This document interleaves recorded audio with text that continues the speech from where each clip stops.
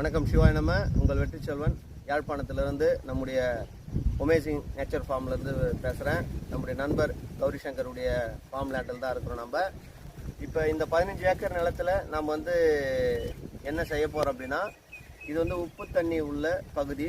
அதனால் மண் உப்பு நிறைஞ்சி காணப்படுது. தென்னந்தோப்பு வச்சுருக்காங்க. நாம் என்ன சொல்கிறோன்னா, இங்கே மழை நீரை சேகரிக்கணும். அதாவது 30 அடிக்கு கீழே உப்பு தண்ணி இருக்குது. 30 அடிக்கு மேலே இருக்கிற தண்ணியும் குடிக்க உகந்ததாக இல்லை. அதுவும் கொஞ்சம் உப்பு அதிகமாக கரிக்குது.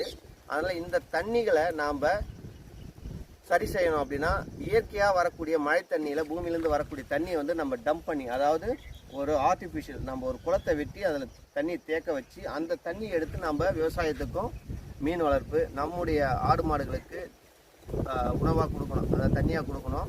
இப்போ அதுக்காக தேர்ந்தெடுத்து இந்த இடத்த நம்ம முடிவு பண்ணியிருக்கோம். இது தாழ்வான பகுதி. இப்போ இதை நம்ம குளமாக செட் பண்ண போகிறோம். இது ஒரு ஏக்கர் அளவுக்கு நம்ம குளத்தை வெட்டி இந்த குளத்துக்குள்ளே வரக்கூடிய தண்ணிகளை இந்த மழை பெஞ்சு வரக்கூடிய தண்ணிகளை இதில் டம்ப் பண்ணி, இந்த தண்ணியில் நம்ம ஜீவாமிர்தம் மீன் எல்லாத்தையும் விட்டு இந்த தண்ணியை ஒரு சக்தி வாய்ந்த தண்ணியாக எடுத்து வெளியில் நம்ம விவசாயத்துக்கு நம்ம பயன்படுத்த போகிறோம். இதுதான் திட்டம்.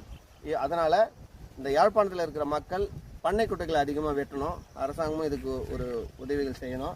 தண்ணியை அதிகமாக பண்ணை குட்டைகளை வெட்டி தண்ணியை மழை தண்ணீரை சேகரித்து இந்த மழை தண்ணியை எடுத்து நம்ம விவசாயத்துக்கு பயன்படுத்தும் போது உப்பு தன்னுடைய அளவு குறையப்பட்டு நமக்கு ஒரு மீன்லேயும் ஒரு வருமானம் வரும். நம்ம ஆடு மாடுகளுக்கு தண்ணி குடிக்கிறதுக்கும் பறவைகள் ஜீவராசி, அதாவது பறவைகளுக்கு தேவையான குடி தண்ணீருக்கு இது எப்படி நாம் இன்றைக்கி உப்பு தண்ணி குடித்தா நமக்கு உடம்பு சிலுக்குதோ நாக்கு யோசிக்குதோ, அதே தான் பறவைகளுக்கும் மிருகங்களுக்கும். அதுவும் நம்மளை போல ஜீவராசிகள் தான். அவங்களுடைய நலனையும் நம்ம கருத்தில் கொண்டு நம்ம பகுதியில் உள்ள பறவைகள் எல்லாமே நாம் தான் பாதுகாக்கணும். அதுக்கு தேவையான மானாவாரிகளில் கம்பு, சோளம், தட்டைப்பயிர் இந்த மாதிரி விதைச்சு அவங்களுக்கு தேவையான கிளிகளுக்கு தேவையான விஷயங்கள்லாம் நம்ம விதைக்கணும். அதுவும் கொஞ்சம் இடத்த பயன்படுத்தணும். இப்போ நாம் தண்ணியை நிறுத்தி இந்த குளத்தை ரப்பி இந்த குளத்துலேருந்து தண்ணி எடுத்து பம்ப் பண்ணி விவசாயம் பண்ண போகிறோம். ரொம்ப சந்தோஷமாக இருக்குது.